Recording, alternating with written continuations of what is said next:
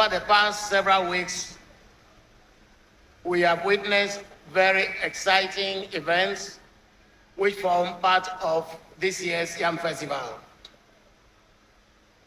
And to thank all who have made those events very successful. We had the youth empowerment event through which we sought to educate our youth, empower them, and build into them entrepreneurial spirit that will make them business creators and employees and employers of the teeming citizens that we are churning out of school yearly. We also had a Women's Day where we honored our women, recognized the role they play in our society, and also educated them on opportunities that are still available for them to contribute even more to national development. Then the president came along and surprised us with a big push, an agenda that has gladdened the hearts of many Voltarians because of the critical place the road sector has in the Big Push agenda. And of course, the emphasis that is placed on the Volta region roads and the fact that the Big Push agenda is launched and of course commences activity in the Volta region.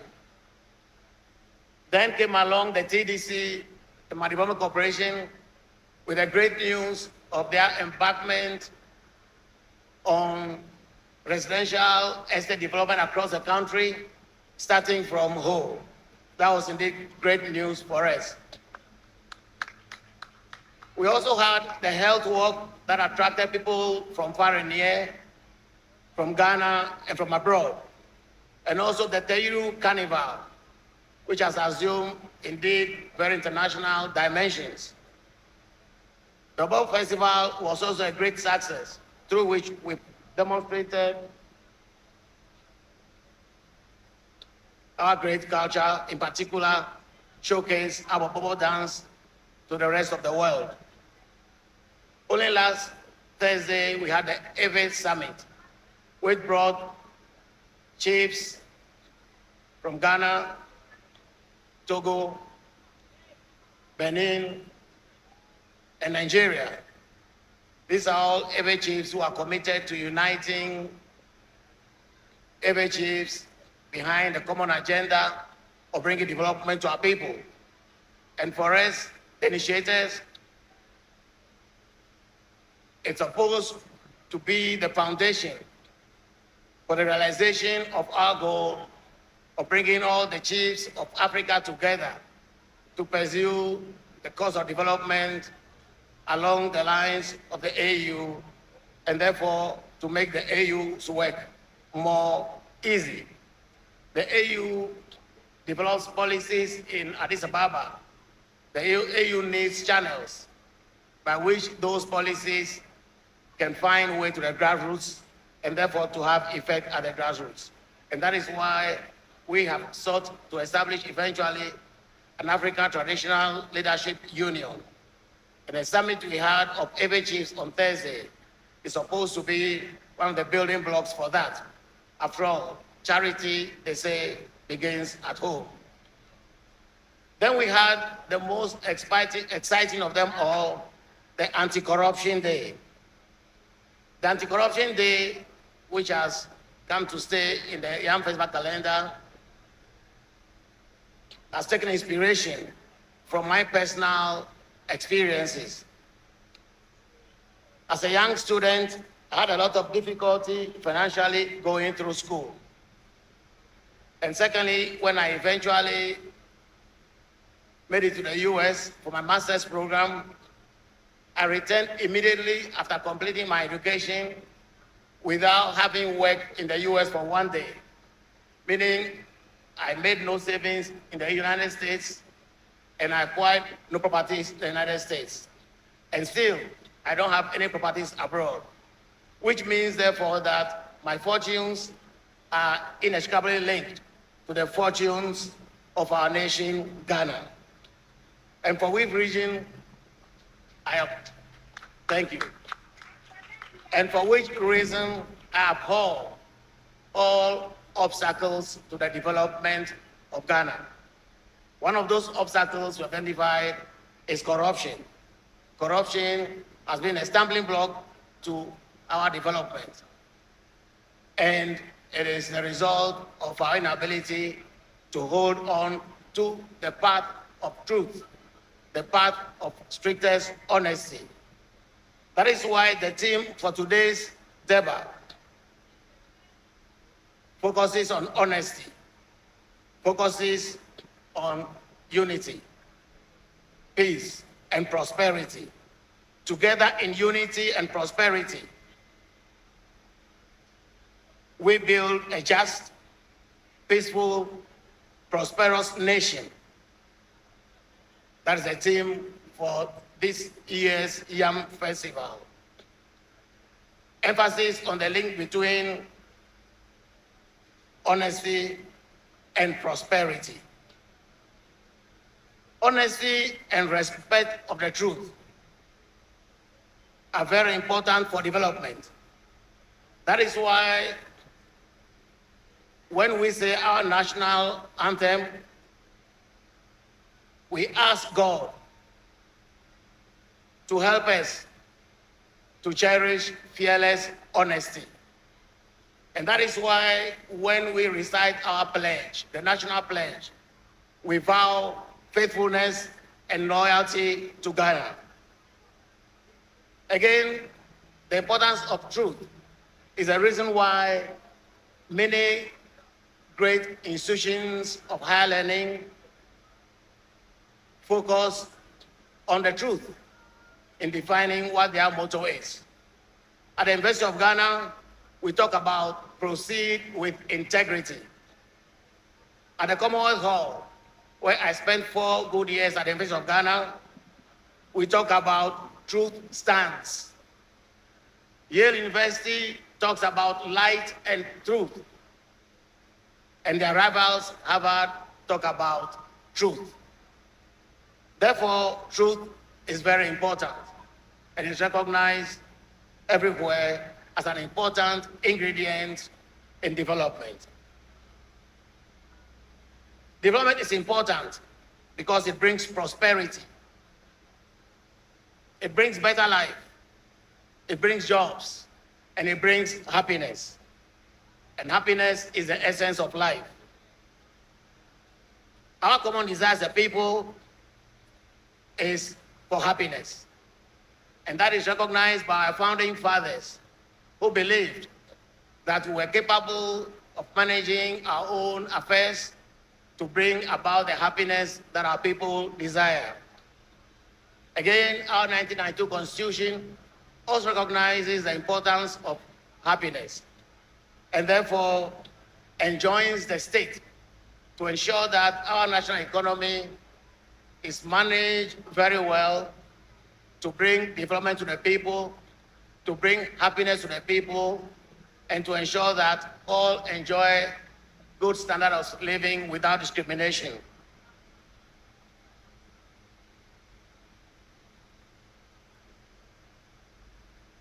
It is also the reason why development must be the focus of all of us who call ourselves leaders. And by that, I include traditional leaders, our politicians, our corporate leaders. We all must show commitment to the development of our nation. Development is so important to our people that if we have to be relevant as chiefs, as political leaders, as corporate leaders, we'll have to ensure that our work brings the development and the happiness that our people desire. And all the ingredients are there, Your Excellency, distinguished gentlemen. All the ingredients are there to ensure that our nation develops. We have an abundance of natural resources, and we have in abundance the most critical of them all, good human resources, young and growing population that should ensure that Ghana must be able to provide a good future that brings happiness to all of its people. Your Excellency, the reality, however, is that our lot over the years has been poverty. We recently saw how prices of all goods were increasing in this country. And we saw a lot of instability in the foreign exchange markets, with the cedi losing a lot of its value. We saw how the nation became almost bankrupt, unable to pay its debts, which has been very disgraceful for us as a country, as the Black Stars of Africa. The consequence of all of these things have been very bad for us. We have seen desperation among our youth. We have seen an upsurge in the crime rate. We've also seen a resort to migration by our people in search of greener pastures. They have grown to appreciate more xenophobic isolation abroad to a stifling lifestyle back at home.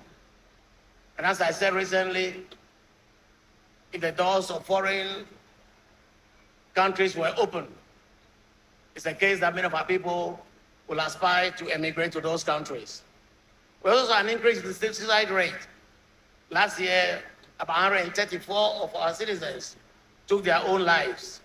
These are all the consequences of the desperation I talked about. The fact that we've not been able to bring development and the happiness that our people desire. I see the main cause as corruption, the root cause of which is the lack of respect for the truth. And that is why, again, our theme for this year's festival emphasizes truth, emphasizes honesty, and looks at them as very important for our development.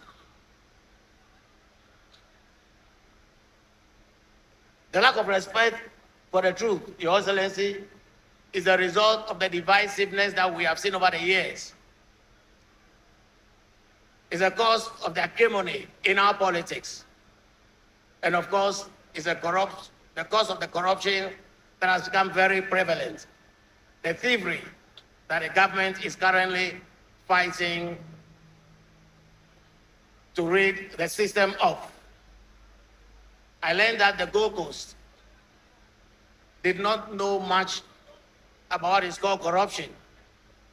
But recently, we seem to have succeeded in making the beautiful name Ghana almost synonymous with the word corruption. And that is why I like ORAL, the Operation Recover All Loots. And I want to commend the government for it, and to encourage the government to stay the course and to recover all that has been looted from the state's coffers. Of course, corruption is not limited to the public sector. It's been a very, very, very pervasive phenomenon across our country. And most entrepreneurs, private businessmen will tell you that their biggest challenge is that of corruption. Everything that we can do to end corruption in our system or to minimize it will all be steps in the right direction. Will all be steps in trying to create the right environment for our development. As I said, the little I've learned suggests that corruption was mostly unknown in pre-independence Ghana. But it looks like post-independence, many of our educated elite have taken the advantage of their positions and have brought about a new scramble for our limited resources, replacing our colonial masters. And as I've always said, the corrupt in our society are like termites at our woodwork, eating at the very foundations of our development. Again, the lack of respect to the truth is what has allowed corruption to fester. That is why we have chosen honesty and truth as themes for this year's Yam Festival. We hope we can lead a crusade through our anti-corruption day celebration to rid our nation of the canker of corruption.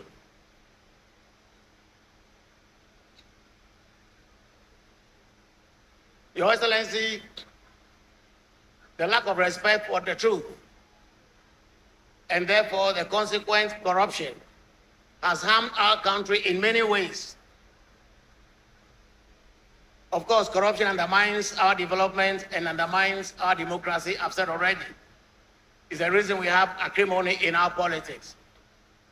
We learned recently that our nation loses about $3 billion to corruption every year. We learned that from Transparency International. So we know what that means. $3 billion could have provided a lot of the infrastructure we need. The hospitals, the schools, the airports, the roads, etc., that we need for our development. But those have found their ways into private pockets. It is the cost of the inflation that we've suffered over the years. And so the cost of the currency depreciation that has become our lot in the foreign exchange markets. It's the reason why our nation almost became bankrupt a couple of years ago, unable to service its debts. And it's the reason why we suffer from a lot of infrastructure deficit.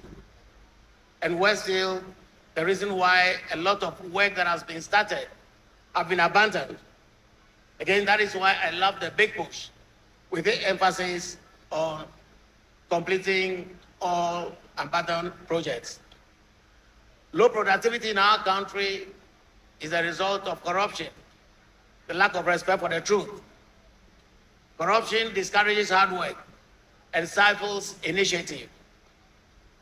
Even the phenomenon of galamsey can be attributed to corruption. All of us who watch unconcerned, all of us who facilitate galamsey, all of we the chiefs who look on while our lands are destroyed, are responsible for the galamsey that has become a big threat to our survival. Again, is a result of lack of truth in our communities. I'm a slave to optimism, Your Excellency, and that is why I believe that we can defeat this canker of corruption. It's been said that it's a very dangerous animal. When you try to fight it, it will fight you back. But I still believe we can fight it and do so successfully. It will require accountability. If we can emphasize accountability on the part of those of us in responsible positions, we shall begin to tackle corruption. That is why asset declaration is very important. And that is why the President's emphasis on declaration of assets by his appointees is a step in the right direction. Again, we can fight corruption by strengthening our Constitution to make corruption unattractive. Again, that is why I like the idea of reviewing our Constitution. And I think in doing so, we also have to take care of the need to ensure that we make corruption unattractive. Of course, laws don't enforce themselves. When the laws are in place, they must be enforced. So enforcement of our various laws also is very important in encouraging adherence to the path of honesty, and therefore discourage people from resorting to dipping their hands into the nation's coffers to find short ways to richness. Your Excellencies, I also believe that corruption is a result of the cronyism and the tribalism that has become part of our society. We can fight cronyism and we can fight corruption. Of course, corruption, cronyism, and tribalism work hand in hand. We need to break the chain. Tribalists are typically seen as safe partners in corruption, and so are cronies. Therefore, fighting corruption will be a good way to fight cronyism and vice versa. Fighting corruption also be a way to fight tribalism and vice versa. Very importantly, Your Excellency, we have to ensure that our institutions, particularly those that are there to fight corruption, work. So we have to work to ensure that we strengthen all of our institutions, in particular the likes of the judiciary, the YOCO, that's Economic and Organized Crimes Organization, of course, the office of the OSP. All of them need strengthening to ensure that we are all encouraged to pursue the path of strictest honesty in all of our work, both in the private sector and in the public sector. All said, Your Excellency, Togbe, Mamao, ladies and gentlemen, the best solution to the canker of corruption demands a change in our attitudes. People's indifference is the best breeding ground for corruption. If we all can become very concerned, if we all can stop glorifying wealth without any interest in how it's acquired, if we can question those in our communities who obviously live beyond their means, we shall all become part of the fight against corruption, and therefore compel people to stick to the truth, the path of strictest honesty in their conduct in both public and private life. It requires again that we all are involved, both the young and the elderly, men and women.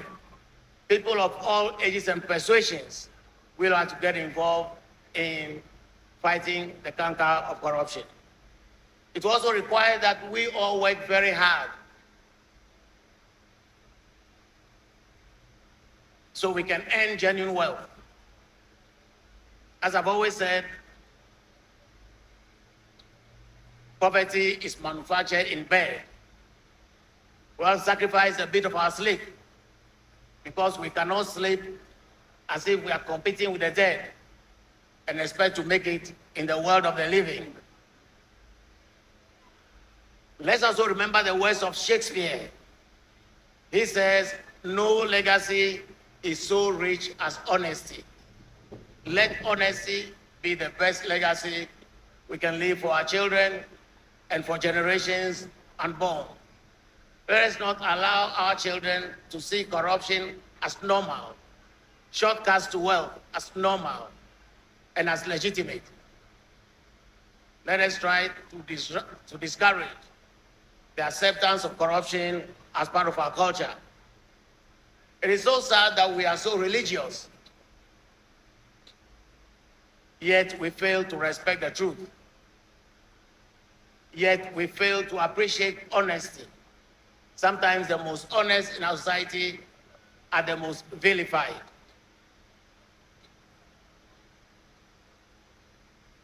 We are so religious,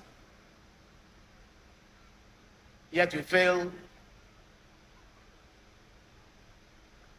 to accept what is true. Yet we fail to celebrate the honest people in our society. We celebrate the rich, no matter how they acquire their wealth. I once again ask the Holy Spirit to descend on us, touch our hearts, and instill in us the values of truth and honesty, so we can live by the tenets of our Constitution and cherish fearless honesty, so we can live by the vows that we make when we say our national pledge, and remain loyal to our country. I believe when we do all of these things, ladies and gentlemen, we shall find a pathway to fighting corruption by first of all accepting truth and honesty as the best way of life. Thank you all very much again for coming to celebrate with us.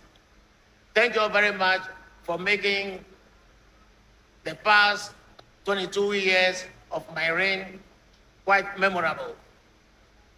Thank you all as we look forward to working with you to make the future even brighter for Asogli and also for Ghana. Thank you all for coming. God bless you all.